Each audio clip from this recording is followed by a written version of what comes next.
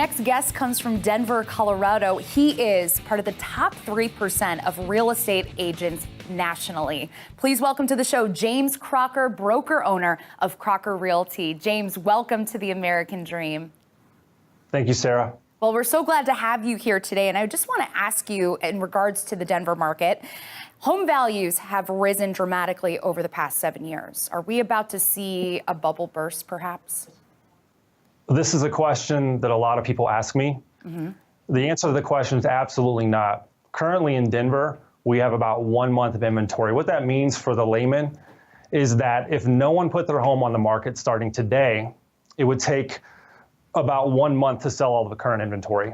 In a normal real estate market, in a balanced market, we have about 6 months of inventory. So what that means here in Denver is we're still in an extreme seller's market, and values are going to continue to go up as a result of that. So the bubble is not even close to bursting here. In fact, statistics are about the same now as they were in 2013.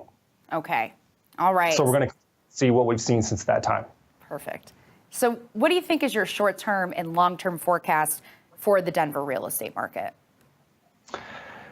Short term in 2018, we should have about an 8% increase in home values. Long term, we're looking at least 3 to 5 years before this market flattens out. It could be 5 to 10 years, if not longer than that, before we have a downturn. I expect increases to slow down a little bit over the next couple of years, maybe level off a little bit within 3 to 5 years from now. And as we pass that 5-year threshold, it gets a little bit more unpredictable.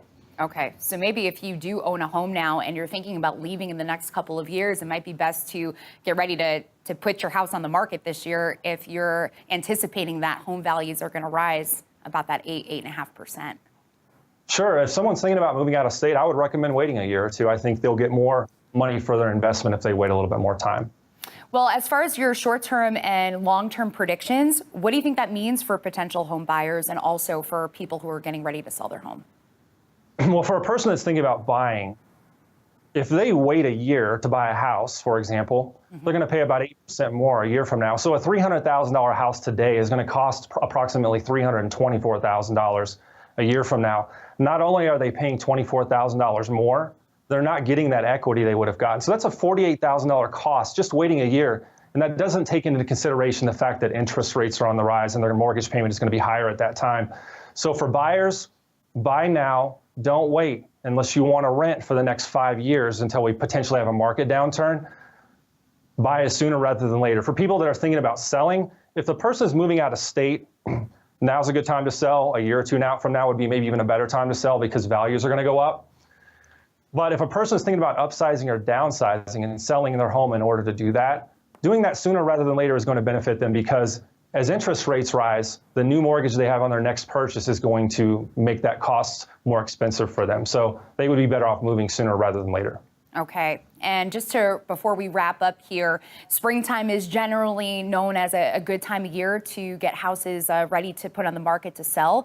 Are you finding a lot of success this springtime in 2018? The market is just as it has been the last 2 to 3 years.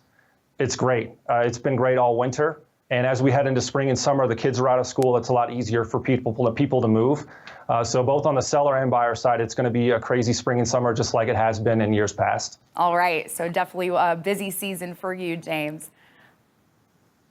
Well, with that, thank you so much for coming on to the show. James Crocker, broker owner of Crocker Realty, part of the top 3% of real estate agents nationally. Thank you so much for coming on to the American Dream.